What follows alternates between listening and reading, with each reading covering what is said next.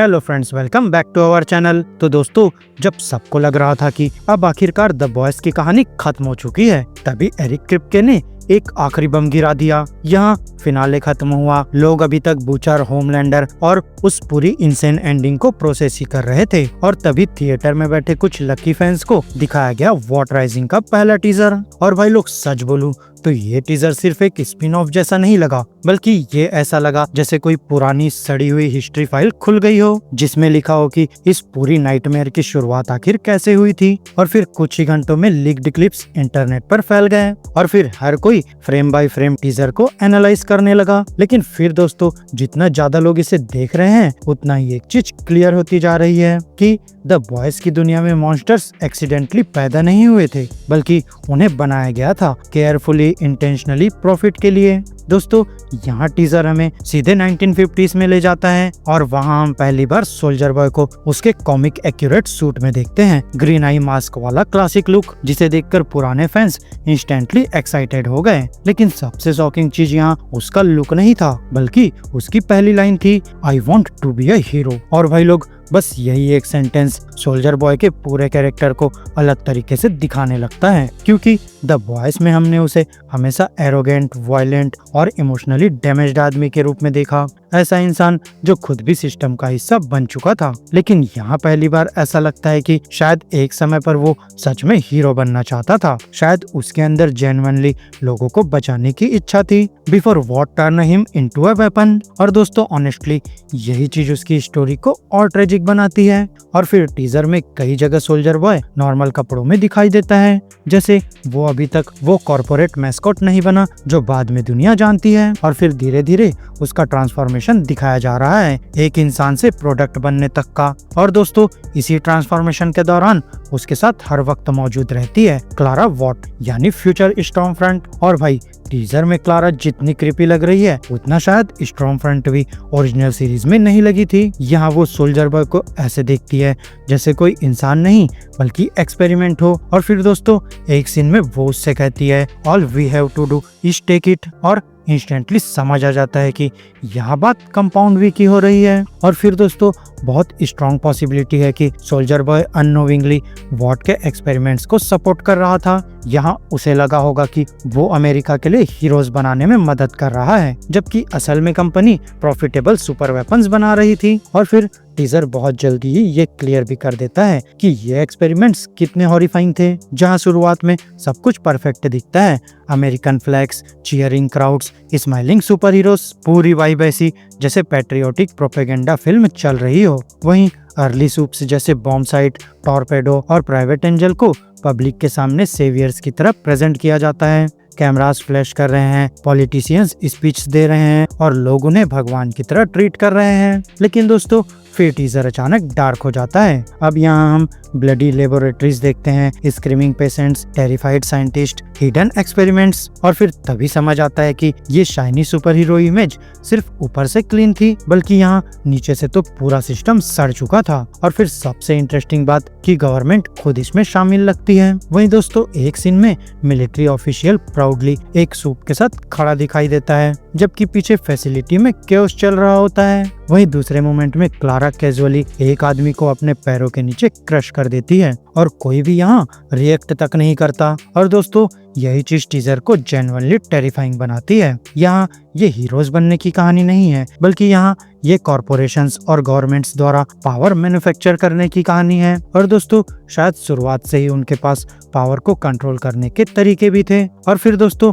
Teaser का सबसे interesting hidden detail शायद वही है जो कई फैंस मिस कर गए। एक मोमेंट में बॉम्ब साइट, टॉर्पेडो और प्राइवेट एंजल अचानक अपना सर पकड़कर दर्द में चिल्लाने लगते हैं, क्योंकि बैकग्राउंड में एक लाउड हाई फ्रीक्वेंसी साउंड सुनाई देता है। अब फैंस ने इंस्टेंटली इसे द बॉयज यूनिवर्स की एस्टेब्लिश्ड वीकनेस से कनेक्ट कर दिया। और दोस्तों, अगर ये थ्योरी सही है, तो इसका मतलब वॉट डिकेड्स पहले से सूप्स को न्यूट्रलाइज करने के मेथड्स डेवलप कर रहा था। मतलब कंपनी हीरोज नहीं बना रही थी, बल्कि वो कंट्रोलेबल वेपन्स बना रही थी। और दोस्तों, शायद इसीलिए टीजर में बार बार इमरजेंसी सिस्टम्स और कंटेनमेंट रूम्स दिखाए जाते हैं। कहीं अलार्म बज रहे हैं, कहीं साइंटिस्ट पैनिक में भाग रहे हैं और ब्लड लिटरली हर जगह दिखाई देता है। वैसे दोस्तों काफी साफ लगता है कि शुरुआती एक्सपेरिमेंट्स बार बार हॉरिबली फेल हो रहे थे। वहीं दोस्तों एक सीन तो यहाँ जेन्युइनली नाइटमेयर फ्यूल है। यहाँ एक आदमी को चेयर पर बांधकर जबरदस्ती कंपाउंड भी इंजेक्ट किया जाता है। वैसे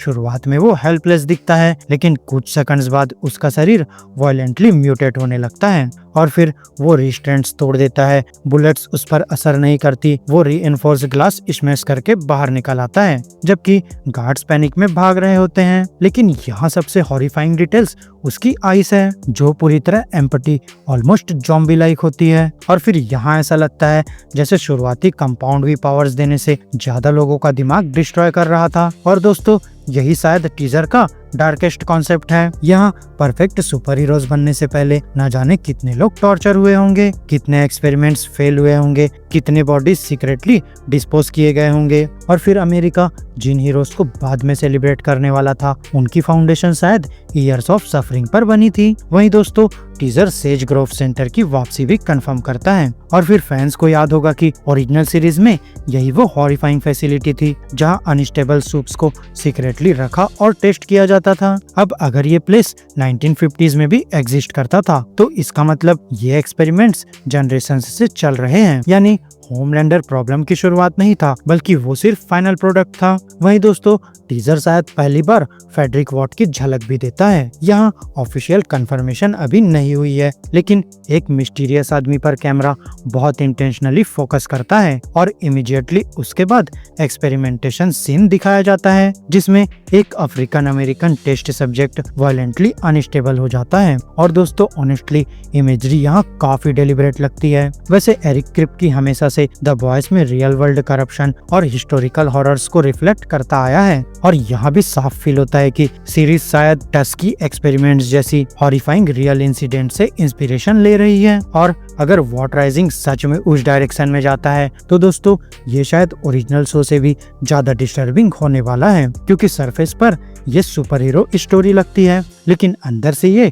सिस्टमेटिक एविल की कहानी है। Corporate greed, government corruption, racism, propaganda और वो टेरिफाइंग आइडिया कि सोसाइटी किसी भी हॉरर को नॉर्मलाइज कर सकती है अगर उसे पैट्रियोटिज्म के रैपर में पैक कर दिया जाए। लेकिन टीजर का सबसे इंटरेस्टिंग पार्ट शायद वायलेंस नहीं है, बल्कि उसकी मिस्ट्री है, जहाँ कई साइंटिस्ट और गार्ड्स विजिबली अनकंफर्टेबल दिखते हैं, जैसे उन्हें खुद समझ आने लगा हो कि चीजें कंट्रोल से बाहर जा रही है। वहीं फिर एक नोवार स्टाइल सीक्वेंस में एक मिस्टीरियस आदमी डिटेक्टिव एजेंसी से बाहर निकलता दिखाई देता है, और इसका पूरा वाइब ऑलमोस्ट मिड हंटर जैसा लगता है। और फिर यहीं से लगता है कि शायद सीरीज में कोई इन्वेस्टिगेशन एंगल भी होगा। Missing people, secret deaths, erased records, covered up experiments. अब दोस्तों इमेजिन करो अगर कंपाउंड वे एक्सपेरिमेंट्स इतने वायलेंटली फेल हो रहे थे, तो वॉट को कितने क्राइम्स हाइड करने पड़े होंगे, कितनी फैमिलीज अपने लव वंस खोती होंगी, कितने विटनेसेस गायब किए गए होंगे। और फिर दोस्तों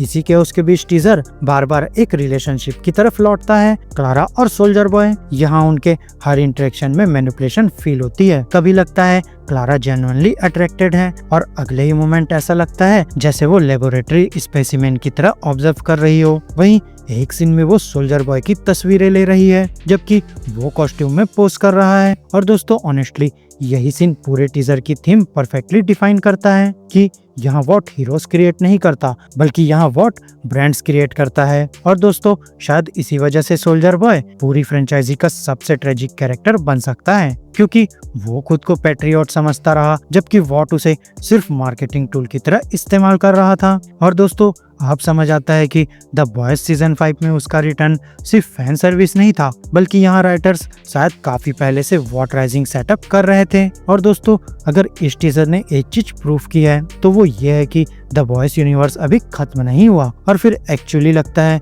कि असली नाइटमेयर तो अब शुरू होने वाला है, क्योंकि दोस्तों द बॉयज में हमने सिस्टम का रिजल्ट देखा था, लेकिन वॉट राइजिंग उस मोमेंट की कहानी है जब ह्यूमैनिटी ने एथिक्स से ज्यादा पावर को चूज किया, ट्रूथ से ज्यादा प्रोपेगेंडा को, और इंसानों से ज्यादा प्रॉफिट को। इसलिए ये टीजर इतना डिस्टर्बिंग लगता है, क्योंकि यहाँ ये सिर्फ मॉन्स्टर्स नहीं दिखा रहा, बल्कि ये दिखा रहा है कि मॉन्स्टर्स बनाए कैसे जाते हैं। और दोस्तों, एरिक क्रिप्के को जानते हुए ये सीरीज किसी भी लिमिट पर रुकने वाली नहीं है। हालांकि दोस्तों, अभी भी इसके लिए थोड़ा लंबा वेट करना पड़ेगा, क्योंकि रिपोर्ट्स के अकॉर्डिंग वॉट राइजिंग शायद 2027 में रिलीज होगी। लेकिन अगर इस छोटे से टीजर ने इतना कैओस क्रिएट कर दिया है, तो इमेजिन करो पूरी सीरीज कितनी इंसेन होने वाली है। क्योंकि शायद पहली बार द बॉयज यूनिवर्स हमें ये दिखाने जा रहा है कि दुनिया सुपर हीरो से बर्बाद नहीं हुई थी, बल्कि यहाँ दुनिया बर्बाद हुई थी उन लोगों की वजह से जिन्होंने सुपर हीरोज बनाने का फैसला लिया। तो दोस्तों, मेरी आज की इस वीडियो में बस इतना ही। आपको हमारी ये वीडियो कैसी लगी, अपने थॉट्स कमेंट बॉक्स में शेयर कर सकते हैं। और अगर ये वीडियो अच्छी लगी हो तो वीडियो को लाइक करो, चैनल को सब्सक्राइब करो और ऐसे ही लेटेस्ट कंटेंट के लिए बेल आइकन जरूर प्रेस कर लो। और हाँ दोस्तों, साथ ही वीडियो को हाइप करना मत भूलना। तो अब मैं मिलूंगा आपसे अपनी नेक्स्ट वीडियो में। तब तक के लिए स्टे गीकी, स्टे देसी दोस्तों।